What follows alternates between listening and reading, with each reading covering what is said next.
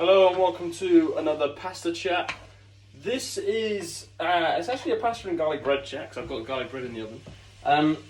But it's, again, as always, completely unedited, unscripted. I only have an initial idea. It's going to be mainly talking about my recent kind of life updates, but mainly a recent change in kind of, not philosophy, but mental approach to life and work and training and whatnot. I made a story recently that generated quite a lot of discussion in my private messages and quite a lot of nice conversations that I had. So mainly it's about, I've recently decided, after going to Poland with Claire, which was kind of the catalyst, and we had this epic time. She did unbelievably well, but then just purely on like a selfish level, I think I did okay. First time coaching in an international competition, had to do things like coaching cards, never done them before, not coaching cards, attempt cards. Obviously they're really simple actually now, but it was just another thing that I'd never done before, another kind of stress. And so obviously she did really well. We ended up having a really good session. I absolutely loved it. It was proper stressful. I think I was more stressed than her in a lot of ways. But just the whole international competition environment and experience, going to a different country, etc., etc. So basically, after that, it sparked a bit of thought. It was actually while we were there, just after the competition, the days after, where I was thinking, I've always put myself as an athlete first and a coach second, and a coach kind of on the side, knowing that my career as an athlete will probably be a lot shorter than a coach, and potentially I could coach for the rest of my life. In terms of being a competitive athlete, I now know from going to the Masters that you can compete for a very long time, but in terms of being a competitive athlete, it's, time is obviously limited. So I've always put myself as an athlete first, and it's only recently that I think I actually don't want to do that. I still have aspirations as an athlete, but with conversations, I've had this conversation with Chris Speed quite a few times, and we've talked about my goals and whatnot as an athlete. And my goals as an athlete, not going into too much detail, very infrequently is it about a specific competition or a specific medal. It's more about specific numbers and progressing. I think obviously winning the British was incredible, and it's something I'll always have in my memory.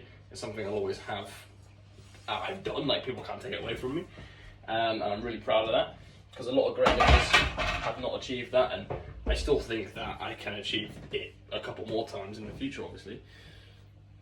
But it's always been like, now it's not go to the English in October and win. It's just snatch 150, clean and jerk 180. Not necessarily at the English, but just that's the next goal. 150, 180. And I'm just so happy to be back training, because I was injured for a long time, and it was very frustrating and mentally was awful. I'm just happy to be back training and lifting and loving the sport I do. And I would say taking it seriously. Obviously, I'm not going to not take it seriously, but having fun with it as well. I think that there'll be a time and a place, like, let's say if I ever get selected to represent GB or something, a big competition, then obviously my priorities would temporarily change, and I'd put myself as an athlete first again. But what I really want to do is put myself as a coach first, and I think not only will that take the pressure off me, but it will also it'll make a lot of other people's lives hopefully a lot happier, and they'll feel more supportive and supported, and I'll be able to give my time to them a bit more. But things like when we went to the British in January, I was very set on winning or doing as much as I could, and I think that meant neglecting coaching a little bit. And now that in the last year it's been crazy, coaching a lot more people now. I guess as soon as you do well in a competition, people want to get coached by you. I'm coaching a lot more people now. So for example, at the English, I'm going to be coaching quite a few people, and it's one of those ones where I'm going to have to coach them before I lift, probably, because I'm obviously heavier than a lot of them. And you know, obviously, ideally, if I was just being an athlete first, that might not be ideal.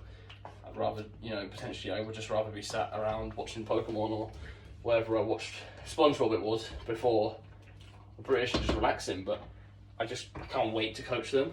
I absolutely cannot wait to coach the English at the next British. So that I'm aware that might hamper my performance a little bit. Someone also brought up that it might not, and it might be because you put less pressure on yourself, it might just be fine. But I'm aware that it may hamper my performance, and that's fine. I'm honestly fine with that.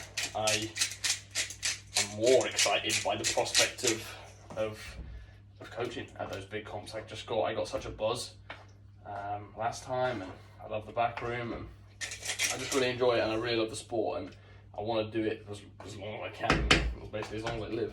So yeah, so just when I go to comps now, I've got a couple of little comps lined up, and I've been saying to people that I'm not gonna let people win and beat me, obviously. But the focus is more on me just having a good time, to be honest. For now, anyway. Like I said, it might change. Yes. Oh, Jesus. Yeah, the focus is more on me having a good time, having a laugh, and hopefully, you know, not being as super stressed out about it, and probably having a more positive impact on a lot more people, which at the end of the day, as a coach, is kind of the plan. So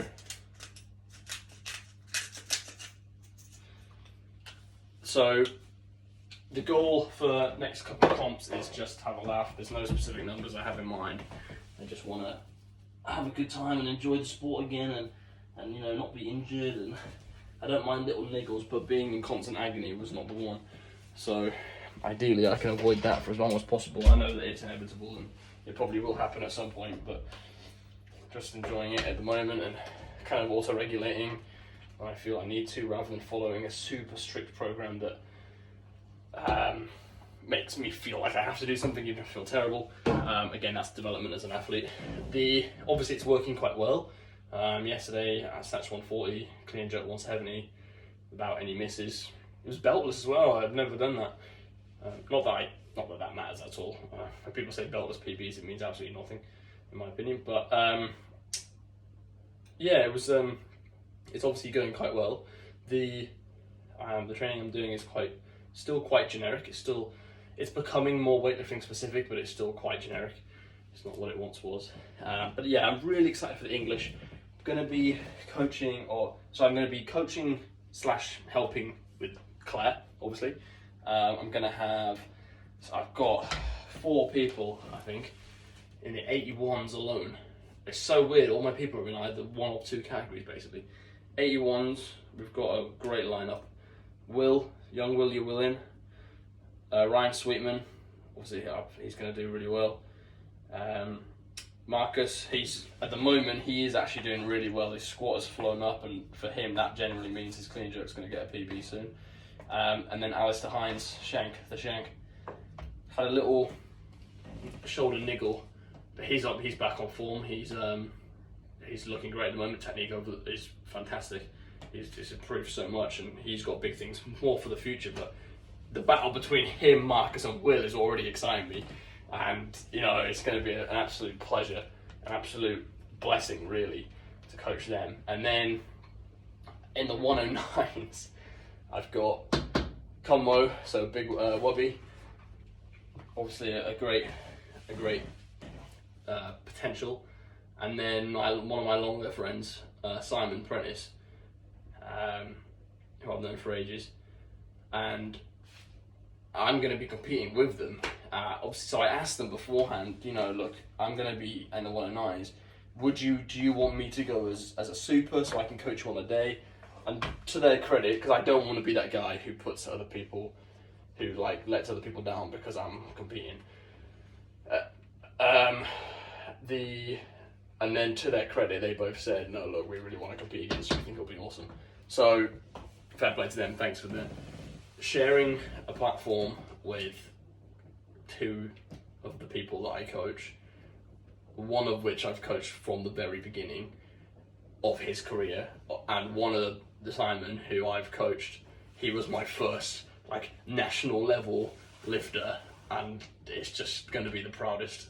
It's going to be the proudest moment of my life, I think. I can predict it now. It's just going to be. I probably will cry. I probably will have tears. It's going to be indescribable. The pride and the level of enjoyment, hopefully, that we have. Smoking. I'm going to be incredibly proud of both of them. I'm going to be probably in tears for a little bit, and hopefully can kind of share a podium with them. That would be really good. I think potentially moving forward, unless I have to qualify for things, there's a likelihood I'll go as a super, just to avoid those two, basically, because I think they're going to be going to other British comps. But when I first had a coaching chat with Simon, I did tell him that, look, there's a chance we'll be competing against each other, and he was fine with that. He's very mature, and we'll find someone to help him out. And similarly with Conway, we'll find someone, and I'll be there anyway. And because I won't be as focused on myself, I'm still going to be focused. I'm obviously going to try my hardest and put everything into it in terms of an athlete, but I'm not going to be so rigid and kind of, I can't look at them because I'll think I'm not thinking about myself. Do you know what I mean? And I'll still have fun with it. So, yeah. And then moving forward to the British, I'll be coaching hopefully Harry Nelms as well in the 89s. That's another person in another category. Hopefully I'll be able to get Will to put on some mats, and he'll be able to move up a weight category. But we've got some other people who are closing in on the English qualifier. So people like Burbs, Taylor, he's going to be there soon.